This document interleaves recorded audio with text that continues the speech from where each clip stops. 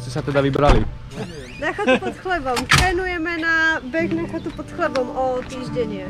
A takže idete dvakrát na chatu pod chlebom. Ona jde 4krát, já jdu jednou.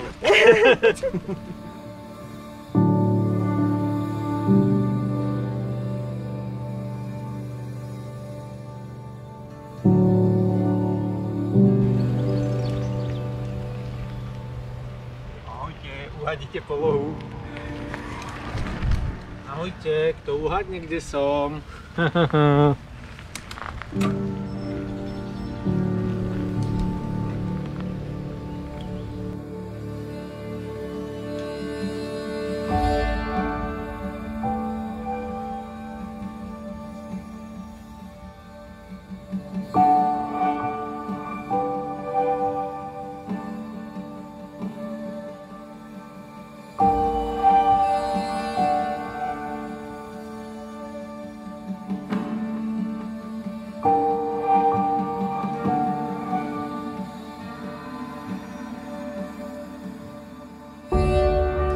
Začali sme stúpať pri kempingu v Trusalovej, dostali sme sa zatiaľ na Zajacku.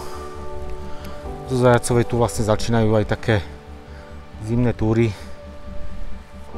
Väčšina ľudí sa sem dostane autom a odtiaľto sa buď šlape potom pešo na chatu pod chlebom alebo už na pásoch. To je aj náš dnešný cieľ. Tá chata pod chlebom, aj keď tu nevedie žiadna cyklotrasa, ale v Národnom parku Malá Fatra je spravená táto výnimka, čiže cyklisti môžu po ceste, tak ako chodia auta so zásobovaním hore na chatu, takisto cyklisti môžu využívať túto cestu. Veľmi sa mi páči toto technické riešenie, že keď sme aj v Národnom parku, ale je tu nejaká jestvujúca zvážnica, po ktorej chodí zásobovanie, alebo tu niekedy ťahali alebo ťahajú drevo z lesa.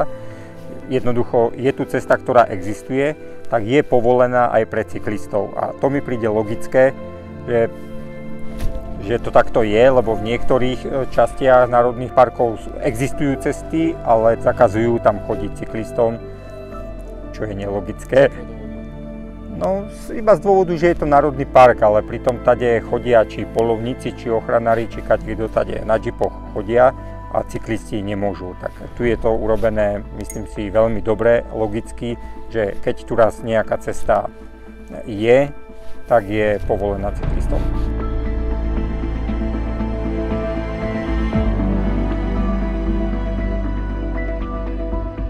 Zo Zajacovej zbehneme trošku nižšie smerom na Šutovo, pár metrov, možno 50 a odrazíme sa doľava a budeme vlastne po vrstevnici mierne stúpať, mierne až do výšky 1400, neviem, nejaké drobné metrov. Momentálne máme nejakých 720, takže ešte nejaká 700 nás čaká určite a uvidíme, koľko nám to bude trvať. No.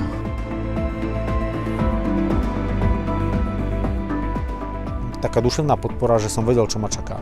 Vedel som presne, koľko kilometrov som prešiel, koľko máme pred sebou, koľko máme nastúpať.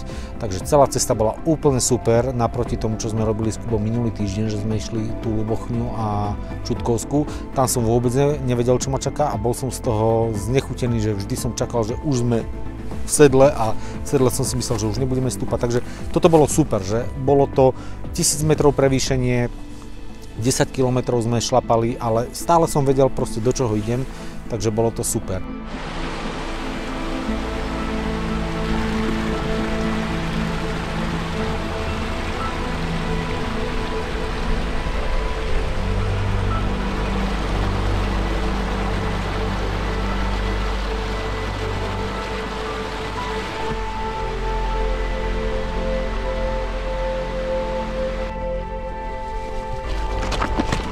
Chlapci sa ponáhľajú a ja som našiel priamo v strede cesty takéto modráčence krásne.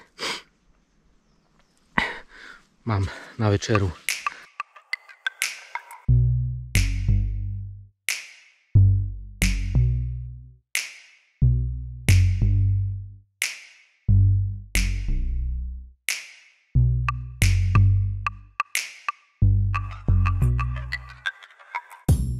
Dlhšie som rozmýšľal nad tým, či vôbec môže cyklista legálne vkročiť na územie Národného parku, pokiaľ to nie je značené ako cyklotrasa.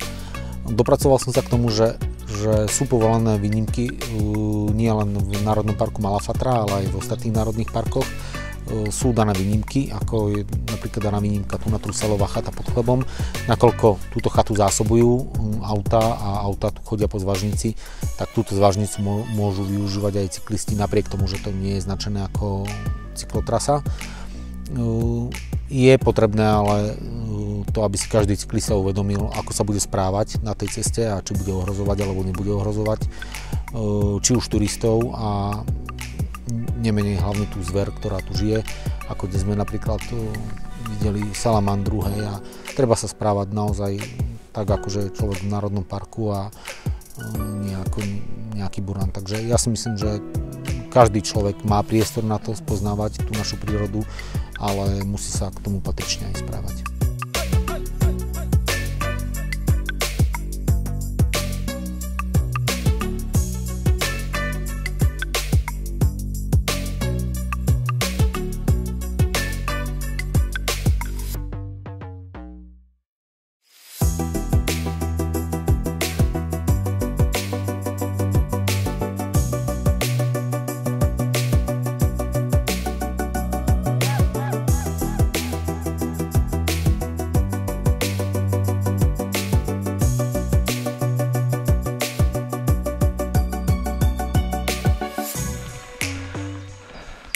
Ako spomíname, že keď sa toľko nudíš s nami, čo? Dobre nie. No to vidíme, že ti je dobre.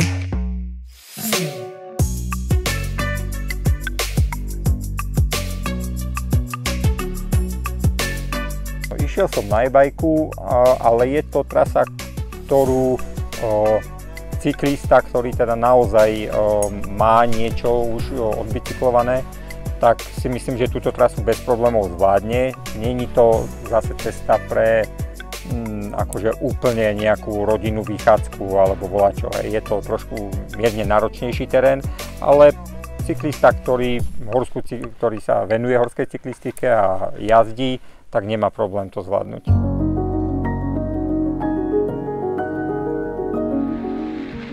Sa nám trošku zmenil terén, lebo sme prišli asi na cestu, po ktorej sme mali ísť hore. Nie po ktorej sme išli. Doteraz to bolo skôr také zemité, miestami tiekol aj potok, ale bolo to mäkké. Toto je tvrdé, nadhadzuje to na tých kameňoch, také ostré kamene trčia. No ide sa mi podstatne horšie. Nemôže to človek tak rozbehnúť do toho kopca ako na tej mäkkej ceste, ale rovnejšej, no. Toto jednak sa trošku zodvihla tá cesta, že to stúpa, ale tak tie metre treba niekde nabrať, výškové, ale také podstatne rozbitejšie.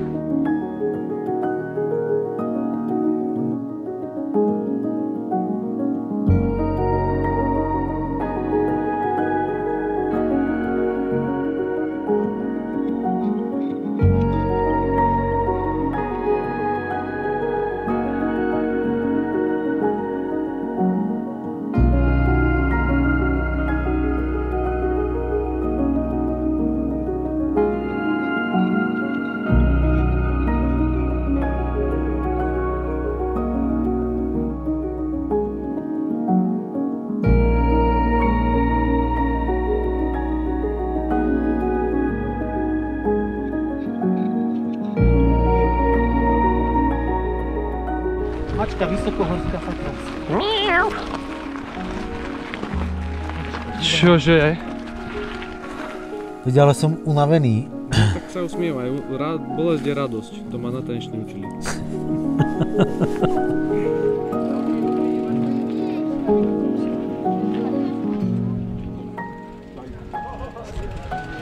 Pena vám padá.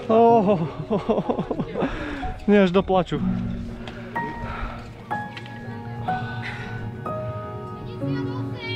My sme koľko? Na zdravie.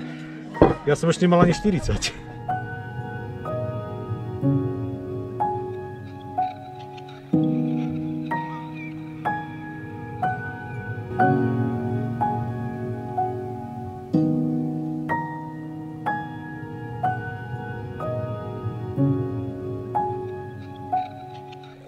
Mal som najväčšiu krízu teraz asi 30 minút dozadu, že dal by som si kávu a tu už som vďaka Kupkovi prekonal túto krízu. Mnohí z vás si určite chatu pod chlebom predstavujú inak, ako v takomto zátiší. Na rovinu poviem, nedá sa tam moc vydržať teraz v prázdninovom čase a chceli sme si užiť taký trošku kút, preto sme ostali tu.